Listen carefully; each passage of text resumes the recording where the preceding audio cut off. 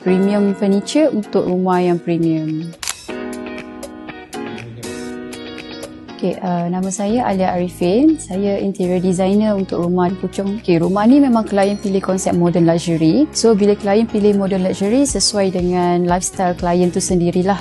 So, bila saya tengok lifestyle klien dengan konsep modern luxury tu, saya terus terfikir untuk ambil Ella Furniture. Sebab sesuai premium furniture untuk rumah yang premium. Salah satunya sebab memang klien saya request untuk ground floor ni daripada Ella Furniture. Jadi bila saya dengar request daripada klien, lagi memudahkan saya lah untuk terus pergi ke Ella Furniture untuk pilih.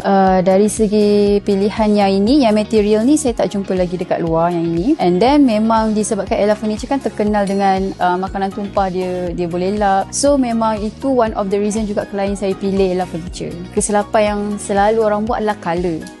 Dia sebenarnya kalau tanpa ID ni kita tak tahu colour mana yang sesuai dengan rumah kita. Macam kalau ID kita dah ada kita punya design 5D. So kita dah tengok dalam 5D dulu sebelum kita pilih material sofa tu. So Ella Furniture senang lah untuk kita meet dengan kita punya design konsep.